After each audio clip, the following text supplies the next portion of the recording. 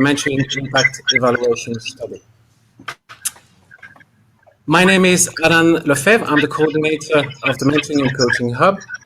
The MCHub is a dedicated team based in Norway and also one team member based in the Netherlands. We are designing, delivering, and documenting learning for supporting all mentoring and coaching activities inside MSF. And by doing so, we contribute in supporting our leaders, the leaders of today and tomorrow. But let me introduce you to the facilitators of the day. We are going to have with us Dr. Julie Haddock-Miller, who is an Associate Professor of Human Resources, and she was the leader of that research work. Also joined us, and we forgot to switch his mic, Neil. Thanks and welcome, Neil, who is a research consultant and who has been assisting Julie during the research work. We also have with us Wiet van der Meijl, who is the Mentoring Coaching Program Manager for OCB since early this year. And we have Ollie Bennett. She's the Evaluation Capitalization Manager for the MCHub. She is in the same room as I am. You won't see her. She's been following that project since the beginning, since early 2017. And she's also today going to assist me in checking your questions for us to answer later. Allow me to first share the agenda. So I will very, very briefly give you a short introduction on the context of this study. I will also mention the mentoring program objectives as they were when we designed it. Julie will then take you briefly also on the research objectives, the methodology that has been used, the participant engagement, the mentee and the mentor profiles that participated into that research. And most of the time will be spent on the impact, what we are all looking forward to hear about. Julie will continue, with the recommendation that came out of that study. And then there will be a Q&A. It will be approximately 20 minutes. We really would like to have your questions, and Wiet, Dr. Julie, Dr. Neil, Holly, and me will answer your question. You can, by the way, send questions anytime, starting not now, but in a few seconds. On the right side, you have Q&A, and you can here share your questions with us. So let me continue. So introduction and context. Very briefly, in September 2017, we commissioned this 2-year impact study of how mentoring supports the personal and professional development of MSF Field Managers and contributes more broadly to the strategic priorities of the MCHub. So I must say that even the work for that project started end of 2016. So we are quite, I am really excited. We are excited to share all these results with you today. The excitement is just creating a bit of stress. The intention is that the study will inform on the ongoing monitoring of the MCHub mentoring program and provide a framework and model for which other operational centers can implement and adapt to evaluate mentoring impact. Very quickly, this slide is to show you what was the mentoring approach that we used in the beginning and which still is the case today and being used by most of the mentoring program today. You can see 3 slices in that pie. The mentoring was supposed to allow mentee to develop competencies, transversal competencies, was supposed to allow mentees with a confidential space for reflecting with their mentors and also allow the mentee to vent with their mentors. Quick reminder. Now let's move on to the mentoring program main objective. Again, I will read it out loud. It was to support personal and professional development of MSF field managers contribute in mobilizing their full capacity for the benefit of the organization and those MCHubs seek to assist. Specific objective, provide mentoring support to first-time coordinators to improve and strengthen their key competencies. Always have a problem with that word. Sorry. Second specific objective was to support the mentee in building his or her own resilience capacity. And finally, to create more space and enable more knowledge transfer inside the organization through dialogue and sharing experience. I will pass it on to Julie now. and the microphone is yours. Lovely, thanks, Alan.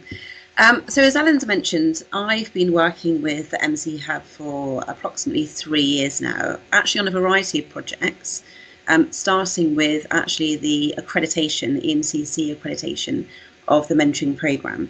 And that's actually how I then got involved in the research. So we had two key objectives with the impact evaluation. So the first was very much around identifying impact. So identifying the impact of the mentoring programme on a variety of stakeholders, and that was both mentees, mentors, and the mission and MSF more broadly as a movement.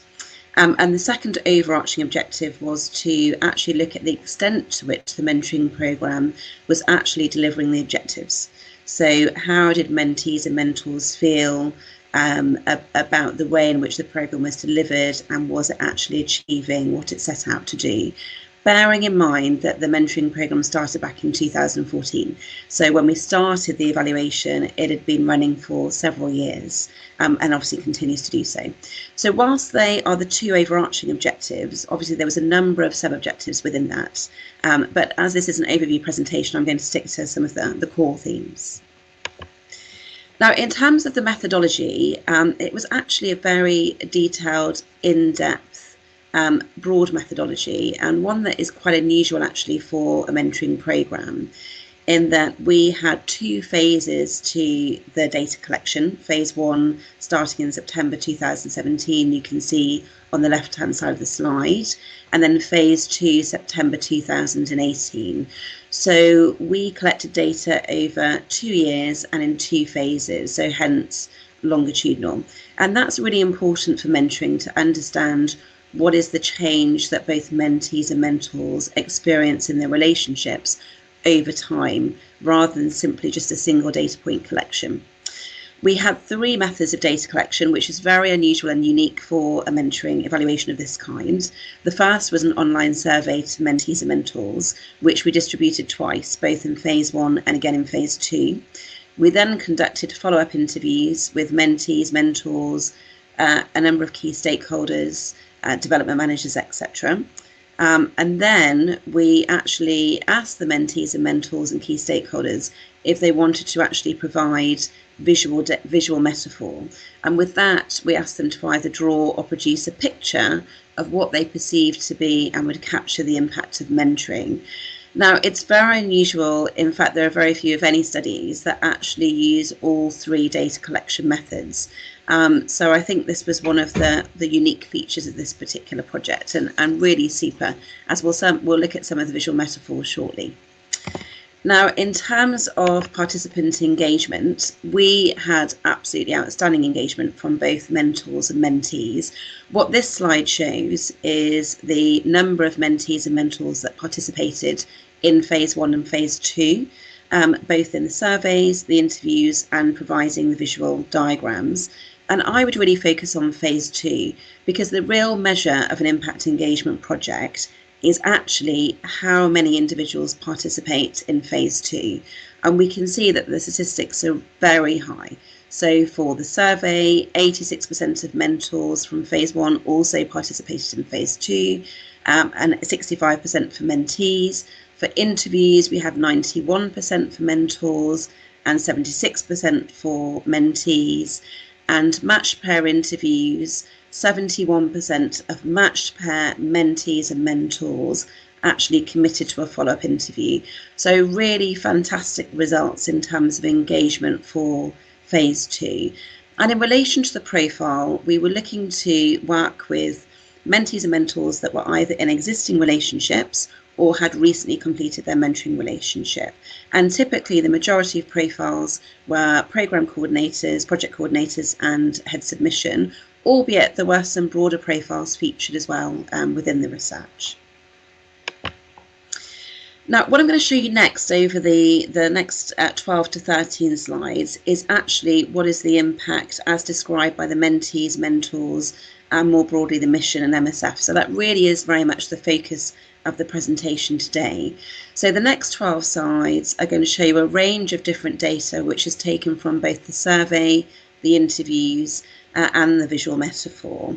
So the first thing I'm going to do is talk you through the overarching themes, and then we'll delve into the detail behind that. So there were 3 themes that really emerged that were captured as being the most significant impacts for all participants on the programme.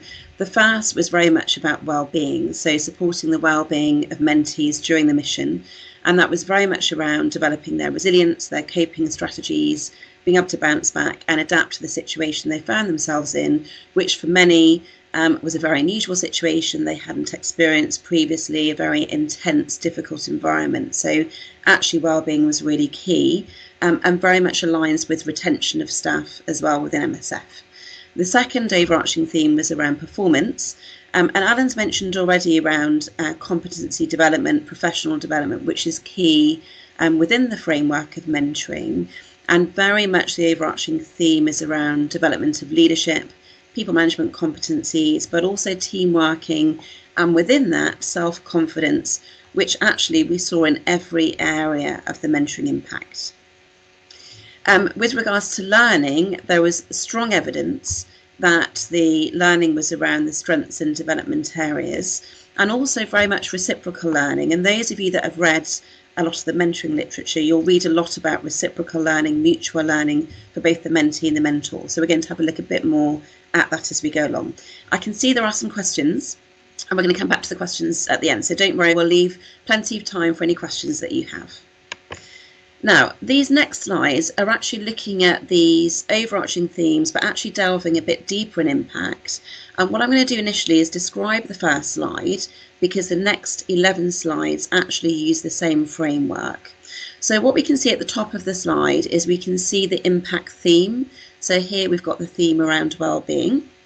On the left-hand side, I've got a description of what that actually means. So when we talk about well-being, what does that actually mean for the participants? So here we can see that it means well-being, resilience, and bouncing back. Now, in the middle, and perhaps the most striking feature of the slide, is actually one of the visuals that was provided by a mentee. And this is a mentee really describing the impact of mentoring. And what this mentee actually said in relation to this slide was that actually for him, he very much felt that at the beginning of the mission, for at least 85% of the time, he felt that he couldn't do the job that he was there to do. And actually really thought about leaving the mission. But by the end of the mentoring relationship, it reversed. So actually at least 85% of the time, he felt that he could do the role that he was there to do. So that shift from I can't to I can, which is very much related to well-being. Now on the right-hand side, what we have here is we have a quotation from one of the interviews. So here we can see a mentee quotation that describes how the mentoring relationship represents strength and overcoming difficulties. And really, for the mentee, it's such an incredibly intense pace within the field that they really need that support to help them overcome the barriers they face. So we can see an interview quote there on the right. Underneath, we can see one of the survey statistics. So this is drawn from the Phase 2 survey, where 41% of mentees felt that mentoring increased their sense of confidence and self-esteem and enabled them to cope more effectively. So what I've done here, as I say, with this slide, I've taken a theme and then one of the visual metaphors, a quotation from one of the match pair interviews in most cases, and then we've got a survey statistic as well. So the next 11 slides we're going to see use the same format as this slide. So I won't talk through the format again, unless there are any raised hands or questions. I'll carry on with the impact.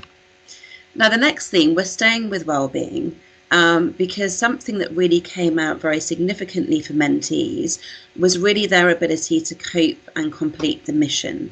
And the visual here represents really what Alan described in the MSF mentoring model, which was around reflection and venting, that mentoring provides a space for mentees to actually breathe, just to rest, as they describe here in the interview quotation, rest in the chaos in their head. So for many, it can be a very chaotic space when they enter the field in their particular mission. And so actually taking a step back, taking time, taking space, the mentor actually enabling the mentee to breathe is actually so crucial for their well-being and their ability to be able to cope.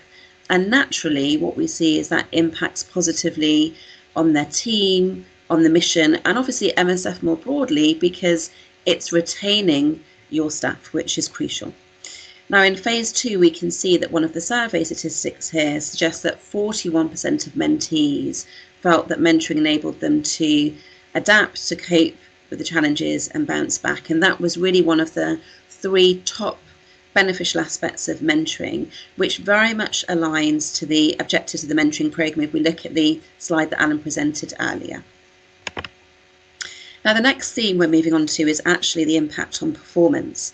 And very much overwhelmingly, the mentees said that the mentoring positively impacted on their ability to perform in the role, and ultimately, as a consequence of that, actually complete their mission. And again, going back to retention. So here we see the interview quote that the mentoring program has been critical to my professional growth as a first mission coordinator, as a mentee. And what we see in the visual diagram or the visual metaphor is that we actually see 3 individuals, but potentially a team, actually crossing terrain, potentially quite difficult terrain in some circumstances, and actually being guided, being supported to get to the top of the mountain and to actually complete the mission. And for a lot of mentees, it can feel like that, very rough, difficult terrain, and actually it can be an uphill battle. But having that support around them means that they're able to really walk and complete. And we can see here with the survey statistic, which is very powerful, that 71% of mentees felt that mentoring helped them in their role and field environment more than any other form of support. And for me, that's a significant statistic, bearing in mind the other forms of support that potentially are available, that actually over 2/3 of mentees felt that mentoring was the most powerful and instrumental form of support in the field that MSF actually provides. And we're going to come back and revisit that towards the end of this presentation, because I'd really like us to stay with that in terms of impact. Staying with performance, we've mentioned about the sometimes the chaos that mentees might have in their head. And what we see here actually is that mentoring positively impacts on mentees' ability to really unravel and interpret their thoughts and feelings when they're in the field. And again, it's about the mentor actually being able to provide that space to reflect, to vent, to develop their personal and professional competencies. And by doing that, what we see is that the mentor actually describes that mentoring can actually reduce and relieve stress levels, because it's providing a layer of reassurance, it's providing a layer of comfort, it's a layer of protection. So actually having that and having that individual can really help to, again, support with their well-being, but also the consequence of well-being is actually the improvement in performance. And we saw that in phase 2, 59% of mentees felt that mentoring increased their ability to perform effectively in their role, which again is a hugely significant statistic. Now, a theme that really flows through all of the 3 areas is around mentees developing their self-confidence, but this also applies to mentors as well within the role as a mentor. And we saw from the research that absolutely mentoring positively impacts on mentees' self-esteem. It's giving them a sense of empowerment, self-belief, self-confidence, and through that, they're actually able to complete the mission. And what we see here in the visual is we see a cat, but actually a cat that sees her or himself actually as a lion. And the quote that actually goes with that visual is, "Empowerment is to see me as a lion, not as a cat. The belief in myself that I'm able to accomplish what I'm assigned to do." And that's a direct mentee quote. And I have to say, it's one of my favourite visuals in terms of impact. I think it really captures and demonstrates the issue around self-esteem and self-confidence, which is incredibly important in the field, in the circumstances that mentees find themselves in. And we can see here with a phase 2 survey statistic that 41% of mentees felt that mentoring increased personal confidence and self-esteem. And that was one of the top 3. So we asked mentees to select from a menu of between 10 and 12 outcomes. And of the 10 to 12 outcomes, actually self-esteem and confidence was one of the top 3 of those 10 to 12. Now, in the next visual, we see again this sense of empowerment. One of the areas that actually MSF was really keen to understand is actually what is the experience of women in the field, in project coordinator roles, in head of mission roles, in any of the broader roles. And so we particularly ask questions of women around, and men in fact, around what is the experience, how does that differ from your male counterparts in the field? And actually what a number of female coordinators said, and those in broader roles, is that mentoring does in fact positively impact on a sense of empowerment. And for one mentee mentor, this really demonstrated the impact of this sort of leaping in the air and the sense of freedom. And in particular, mentees talked about having a voice. So actually having the confidence and the freedom to be able to have a voice and present the views of others. And that sometimes actually in the field, in certain environments, women have more challenges perhaps than men, or perhaps the challenges are greater for women. So that was a significant theme. And in the survey, phase 2, we saw that 41% of mentees felt that increasing personal confidence and self-esteem actually did result in the courage to challenge and to be heard and to have a voice, which we know for MSF is so incredibly important. The next one, which Alan touched on already in terms of one of the main objectives of the programme, is actually the competence development. And here we see that through mentoring, mentees are actually able to understand their strengths and also their development areas and plan to work on those development areas with the support of their mentor. And here in the visual, there's quite a lot going on with this visual, but if I just describe it briefly, it is actually a landscape of London.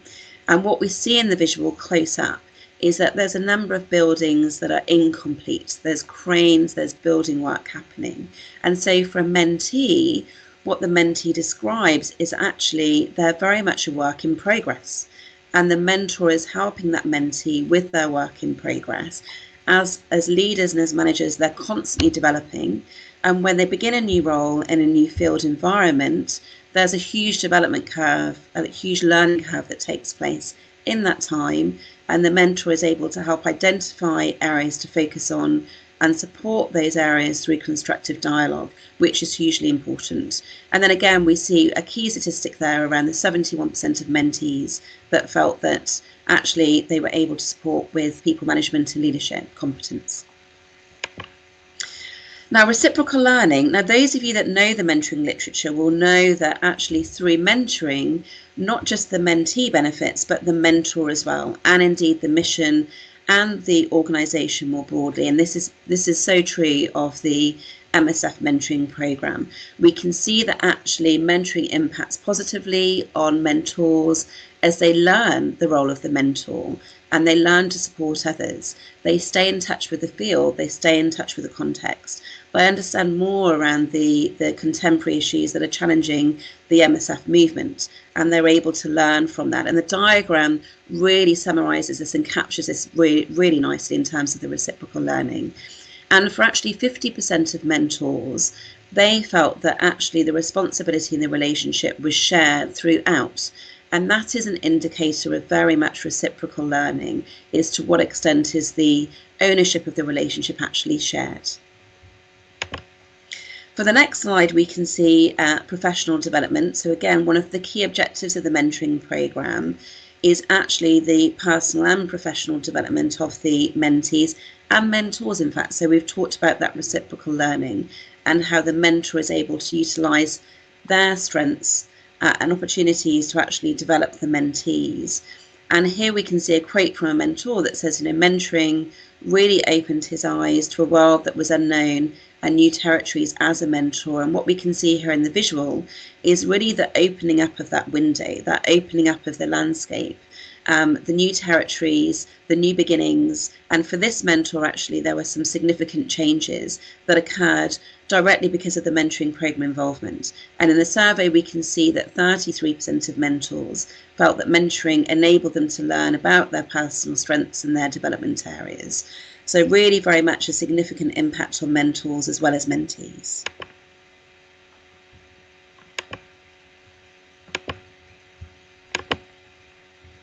And apologies, the screen has frozen for some reason, so it might catch up in a moment.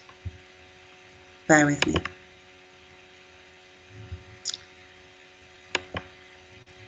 Here we go. I'm going to go back because I've moved it to, apologies for that. Here we go. Okay, so the next impact is very much around reflection. So we know that one of the 3 areas with mentoring and relationships is actually to support the mentees in their ability to actually reflect on what's happening for them as an individual within the field, also their team, what's happening for their teams, but also more broadly in terms of the mission. And the mentor does this really by providing a critical space, a reflective space, and actually for the mentee being able to appreciate different perspectives as well as the mentor. So, very much the mentor, it's allowing them to see a different horizon. In this visual, we have this seaside, the distance, the reflection in the distance. So very much it's a space for both mentees and mentors, a source of calm, and this ability, as Alan described towards the beginning, to reflect and vent. And we can see here with the statistic that 49% of mentors felt that they, of all the different roles of a mentor, of which there are many different roles, they felt that the role of the mentor was primarily to listen. And obviously that's so incredibly important. And we know from the mentoring literature that that's one of the key skills. And I know in the 3-day mentoring workshop, MSF spent a significant time on actually developing listening skills and having that space so the mentee can vent, the mentee can reflect, the mentee has the space to unravel their thoughts. So really critical here in terms of an outcome. Now, role clarity was another impact outcome around both the mentees and mentors really understanding and getting to grips with their roles. So for the mentee, obviously, that's their role within the field. And for a number of mentees, it was their first time in that appointment. It was their first time in that particular environment, that type of mission. And for mentors, obviously, they're developing the role of mentoring. So they're learning as well. So very much in this visual, we can see that the role of the mentor is supporting the mentee to progress and to develop and potentially to reach a higher level, to move into a higher position if they wish to.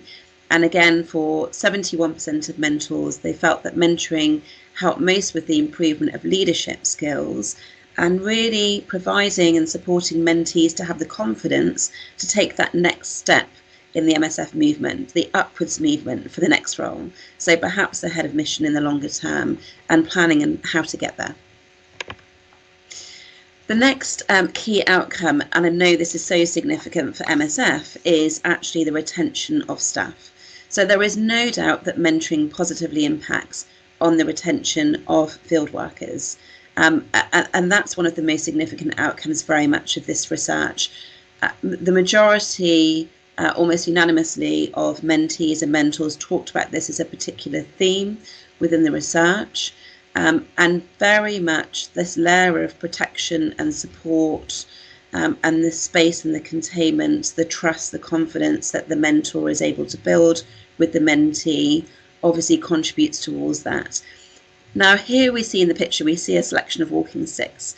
And what the mentee describes is that the walking stick can prevent you from falling, but it's you that needs to do the walking. So yes, the mentor supports, guides, develops, provides that space, that containment, but ultimately it is the mentee that does the walking. So it is the mentee that is able to develop, to perform in that role, but very much the mentor is supporting that. Now in the survey, we can see that 71% of mentees plan to continue to work with MSF now or in the future. Now within the interviews, in actual fact, all of the mentees that were interviewed plan to either stay with MSF or at some point in the future to return to MSF, which is a very powerful statistic in terms of the impact of mentoring, and a number of which directly attributed that to the mentoring relationship. Now, the last slide actually on impact is I wanted just to come back and revisit this because I think this is one of the most impactful statistics amongst the very many that we have in the long report. If any of you choose to read the long report at some point, it is very long, I should warn you at this stage, but this is one of the key statistics, is mentoring compared to any other form of support within MSF? To what extent does it help in comparison? And we can see in the survey that 71% said that it helped more than any other form of support. And actually, we didn't specify the forms of support in the survey, so we left it open so that mentees could think about any source of support. So whether that be their head of mission, whether that be their line manager, whether that be any other form of support. So a really significant statistic there. Now we're going to look at, we've just got a couple more slides, and then we promised to leave some time for questions. So I think we're absolutely on time here in terms of where we are. So I've got a couple more around areas for improvement and recommendations, and then we'll have it open to questions. I can see there's a few that have come in already, which is great. So as with any research, we always look for areas for improvement, and that was really key in the commissioning of this research with the MCHub. They didn't simply want, a glossy report that said how wonderful the programme is, but they genuinely wanted to look at actually how can we improve the programme, how can we look at the next 3 to 5 years or further ahead. And we can see here that there are 3 main areas. Now, obviously, the detailed report has a lot more in there, but I've tried to summarise the key 3. So the first is around strategic alignment, the second is around continuing professional development, and the third is around the development of the mentoring programme itself. Now, one of the themes that came out quite strongly actually from particularly the interviews with mentees, mentors and the key stakeholders was actually around the strategic alignment and the positioning of mentoring within MSF as a movement. And actually this real desire to raise the profile of mentoring and to see mentoring as a key HR, whether it's HRM, HRD, whatever language we choose to use, as a key developmental initiative that is absolutely instrumental in supporting people in the field and beyond. And actually where it's positioned within MSF as a movement is critically important in gaining support for mentoring going forward. So that was raised by a significant number of participants. Also this idea of a coherent narrative and language. So obviously, MSF as a movement is a huge organisation. There are different languages used in different sections, in partner sections, in different centres, even emissions itself. So actually, are we able and do we want to actually as an organisation develop a coherent narrative and language that talks around what mentoring is, how it's utilised in the field and beyond, and what it means to be mentored.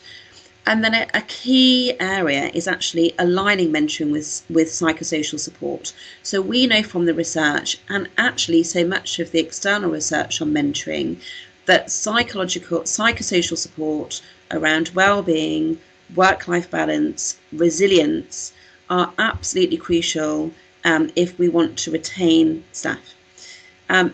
And actually, there potentially is very few environments that are like the environments that field workers face in MSF. And so therefore, actually acknowledging that field workers require psychosocial support prior to the field, during and post is really critical. But actually, how does mentoring align with that? Should it align with that? How should it align with that? So these are all really critical questions that as a movement and MCHub need to reflect on and address in the future going forward.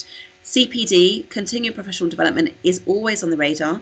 Everybody continually asks for more of it, but actually utilising resources effectively to think about what would be the most effective form of CPD for both mentors and mentees is critically important. Obviously supporting mentees in terms of their CPD, but also mentors. And we know that good accredited practice for mentors requires for mentors to care for themselves, to have self-care practices that are aligned very much to supervision. So we know that the professional bodies talk about mentor supervision, just as they talk about coaching supervision, and actually supervision is an important part of self-care. So ensuring that actually mentoring sits alongside coaching in terms of the professionalisation of it and supervision and self-care.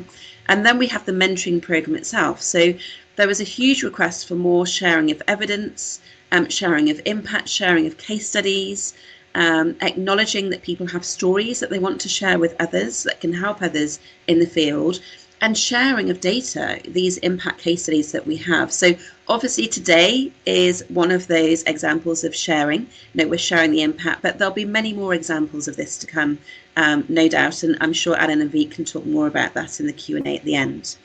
And then obviously, no doubt, increasing the number of mentors, because there are significant calls for mentoring. I know, again, we can talk about that. And then obviously supporting mentees to transition into the role of mentor. They have that experience of both the field and being a mentee. Perhaps they're no better placed to fulfill the role of mentor than someone that's been a mentee and has worked in the field. So looking at that transition. And I've mentioned it already actually in the previous theme, but the alignment between coaching, mentoring and team coaching, actually looking at the resourcing, looking at the input, looking at the professionalization of all of those, and ensuring that mentoring is there, aligned perhaps, but also with equal standing with some of these other areas within the MSF movement. Now, obviously, the areas for development, they lead to recommendations. So we had a series of recommendations, and I've sort of touched on some of these already. So the recommendations around the strategic positioning of mentoring within MSF, the well-being and self-care for field workers, but also mentors themselves to look after the mentors, and also the professionalization of mentoring. And we can see that I've touched on some of the areas already. And if we just go to the bottom here with professionalization, we can see some of those recommendations about accreditation, the ongoing evaluation of mentoring. People always say, what is the impact of mentoring? Does it really work? Where is the evidence? And we can only provide evidence through evaluation. So the ongoing evaluation is really key. And I've mentioned already the continuing professional development, which is also aligned to the professionalization, but also well-being and self-care for field workers. Now, I plan to stop at 22, so I'm just a minute forward, but I'm going to pause there. And I think Holly, Alan and Veet have been capturing the questions that have been coming through. I'm going to put myself on mute for a moment, just so we can perhaps have a talk together. I know we've got 36 attendees, which is fabulous. So perhaps we can have a look at some of those questions that you have. But just a huge thank you from me for all of those that have attended so far. I know we'll say thanks again at the end, but I don't want to forget in case we run out of time with the Q&A. So huge thanks to Alan and the team and all of you that have attended today. And I'm sure we'll say thanks again at the end. And I'm going to put myself on mute now. Hi everyone, and thanks Julie for the presentation. Yeah, we did receive quite a lot of questions, and Holly has been helping me to answer to some of those questions. I would like to start by, there were a few questions around the retention. So I will ask Julie to give more explanation. I just would like to add first, just as a reminder that, and then we said it in the beginning, that retention was not in the objective of the original program. The evidence came out through the research, so we are trying to organize, and Julie tried to present them in that way. So just as an important reminder. Julie, do you want to add something on the question? I have to read them. Is where was this one? There was a question on what was the main reason for the 29% not wanting to continue with MSF. And then also another question about someone mentioning that what was the general population representative at all, because in 2018, the end of mission survey, which is being performed by MSF for all the people coming back from the field, the retention was 91%, but it's for a general population of few thousands of people. Julie, do you want to comment? Yeah, so thank you, Alan. Retention. So obviously we followed up the survey participants with the one-to-one interviews, and I asked the question around retention specifically, and we were able to explore then the reasons why actually people wanted to stay, but also why they didn't. And there were actually two main reasons that came up.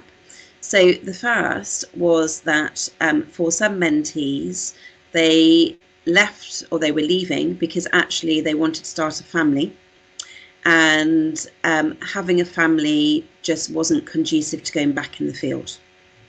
Now, that's not to say that they couldn't explore other roles within MSF, but actually they wanted to have a break in order to have a family. And a couple described actually being able to have a personal life again. So they felt that, during the mission, they worked 18, 20-hour days in some circumstances and, gave their whole self to MSF and that mission. And so actually they wanted to take a break to be able to start a family and to take time out for themselves and to have some self-care time. And the other reason actually was for study. So some actually wanted study leave to postgraduate study, whether that was their master's or their doctorate. And that's not to say, again, that they didn't intend to come back in the future, but obviously they needed to have that break for 1 to 3 years in order to fulfill their postgraduate studies. So those were the two main reasons, not specifically around MSF itself, but actually, personal reasons for themselves. In terms of a representative sample, now that's a really interesting question, because people always say, what is a representative sample? Now, if I go back to that specific figures of the number of participants on the programme, so actually, if we look at 2014, there were actually 163 mentees that have been on the programme and 104 mentors since 2014. Now, obviously, we had to look at where do we want the starting point to be in terms of the sample, because going back to 2014 obviously didn't quite make sense because the objectives actually developed and changed subsequent to that. So we decided to look at those that actually were either in existing relationships or had recently completed their relationships within 6 months. So the sample is actually representative of those that we were able to go back to. So actually in total, there were 97 mentees that could have participated, and there were 44 mentors potentially that could have participated.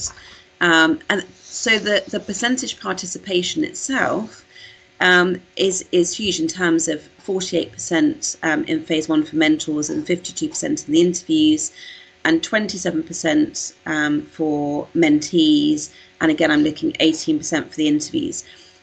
Very few statistics feature in any studies like this for this kind of study.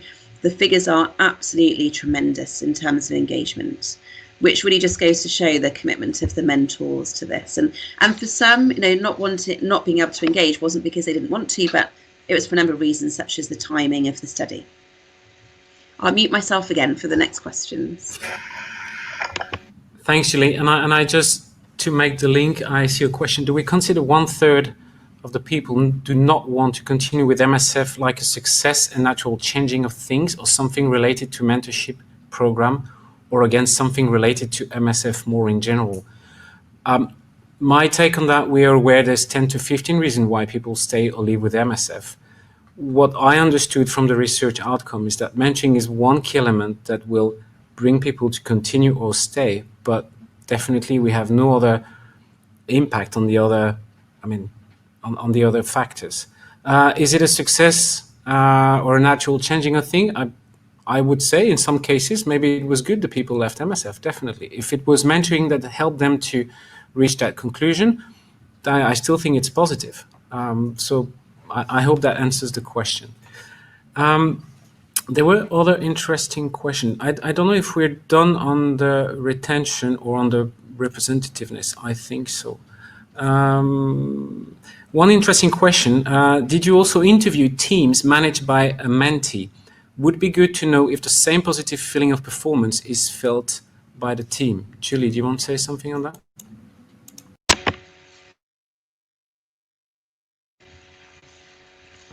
Hi, so we didn't interview teams of mentees, but what I would say is, interestingly on that question, is we are currently undertaking what's called a team coaching evaluation. So we are looking at the impact of a slightly different intervention with teams.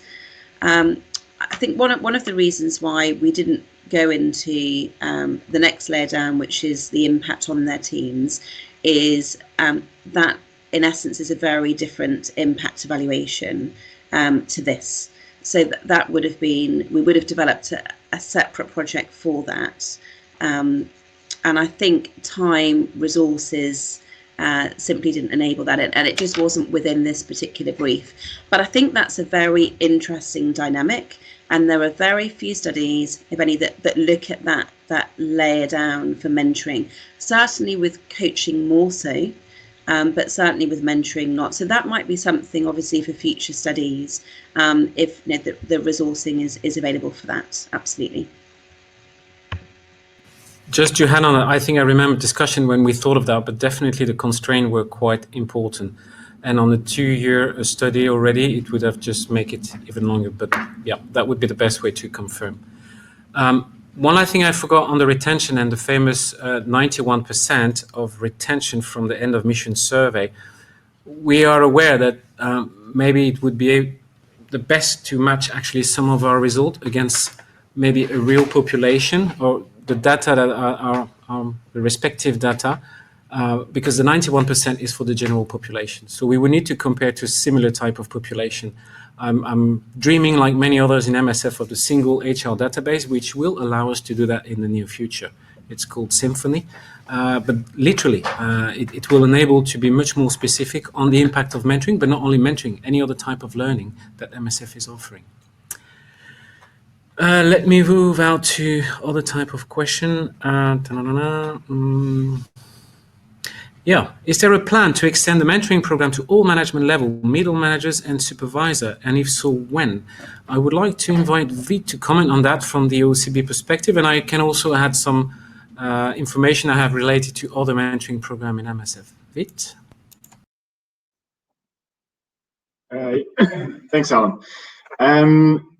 I hope everybody can hear me. The thing is that for within MSF, we have been, or OCB, let's say, we have been developing indeed the mentoring program over the last years, and trying every year to open up for more and more management positions. And I'm actually very happy to say that from this year onwards, we're actually also focusing on national staff positions in the field with a certain level of supervision, management, coordination in their portfolio. So that's one type of how we've opened up. Second type is as well that more and more we promote the mentoring and coaching offered towards national staff to become mentors themselves. Ideally, that's what the situation would look like. We're undertaking as well, let's say, efforts to promote the mentoring skills and the coaching skills as well towards a broader management line. And one of the initiatives already taken is that we're organizing coaching skills workshops throughout the organization within OCB, which is also available for other sections, to offer that for the broader management line. So this year we already done the head of missions, the MEDCOs, the log community, and we're planning as well the project coordinators and the medical team leaders in the field, which will also be extended in 2020 towards more management profiles, including desk coordinator of the cells and so forth. So and this also hopefully answers a bit the question about the culture. Like, yes, it is definitely the interest in within the organization, the management, senior management, let's say, to implement those skills and the way of learning and support directly to those people who interact on a daily basis with each other. So that's more on that culture side, as well as on broadening the offer towards the different management levels in the field, as well as in the mission, as well as in HQ.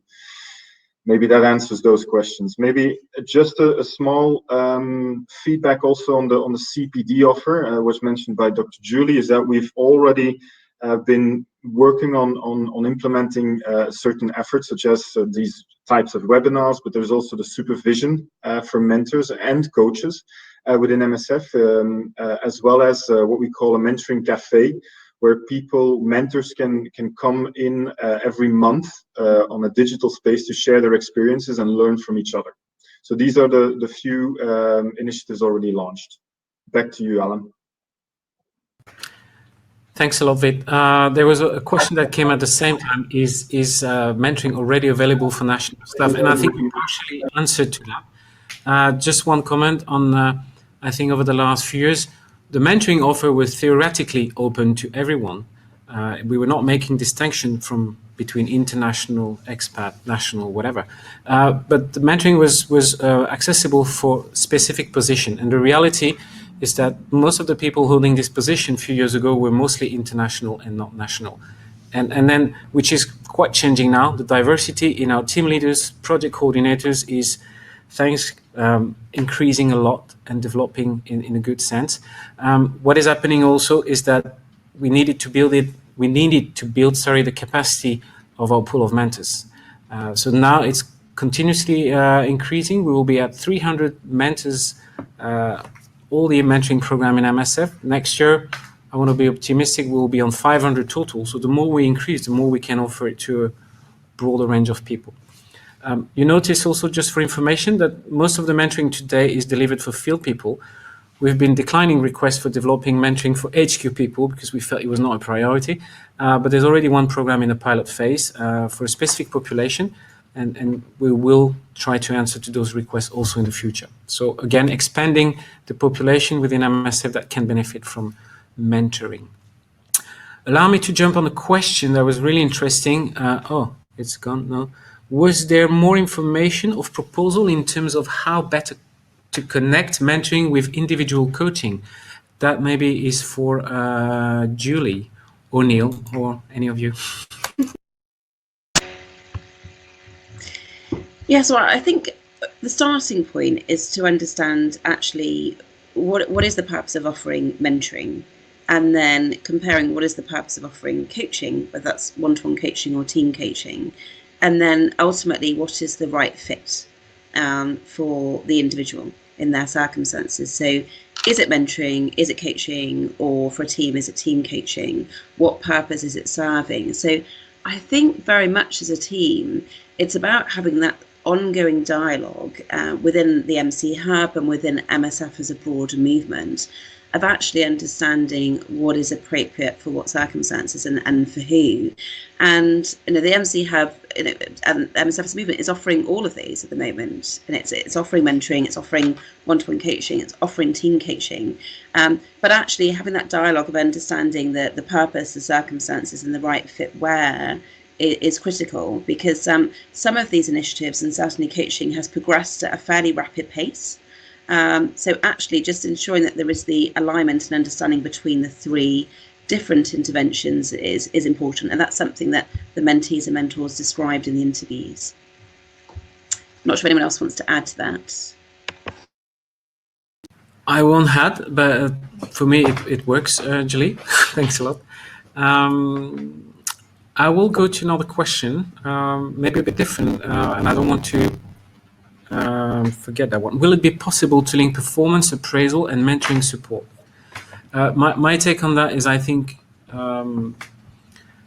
we have to improve first the quality of the performance appraisal in MSF, just to start with, so that it's actually a good base. Definitely, we've been mentioning that with all the mentoring and coaching program coordinators on how at some point we could at least not measure, but to look at that the feedback from the mentor or from the coach or from the research is actually matching the reality. I think we discussed that also earlier by how can we interview the team of the mentee. So I think it would be possible, but again, I think we have to separate clearly development and learning and performance from my perspective. I don't know who would like to take Vit or Julie on that.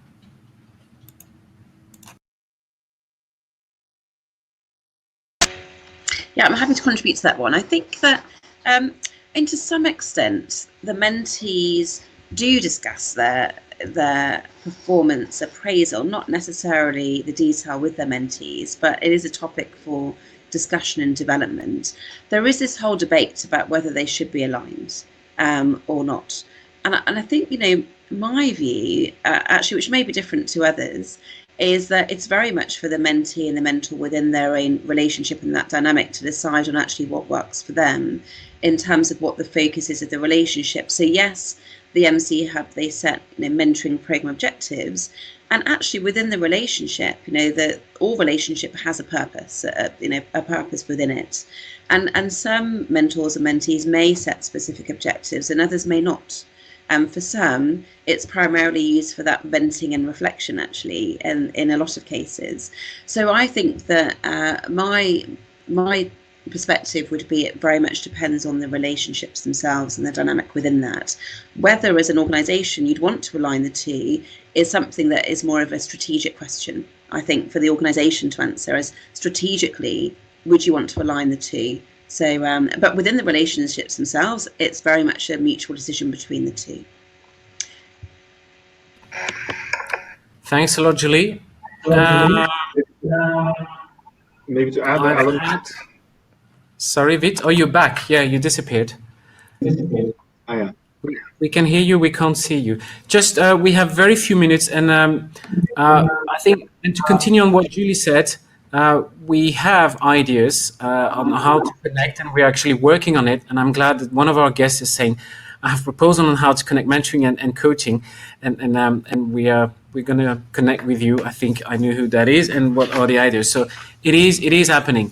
The other thing is about the confusion. There was a question or a comment about the confusion between mentoring and working. We're aware of that. It took a lot of time to bring the concept of mentoring, of what it is not. I think we are there, and we know that we are bringing that confusion, and we are developing messages with the hub, with the partners, with VIT and other colleagues on how to make that clearer. And then someone is asking for actually, maybe a kind of a summary now. So maybe I can ask Julie to do that. And sorry, no, sorry. So I'm being told that we're a bit over time now. I will do the closing. Some people said they want to avoid reading the 140 pages report. What we're going to do, as we promised in the invitation, we're going to send in the coming days the recording, the PowerPoint, the slides, and also the short report. And then we will invite you to contact us directly if you would like to access the long report. As Julie said, thanks a lot to all the mentees and the mentors who participated in that 2 years research.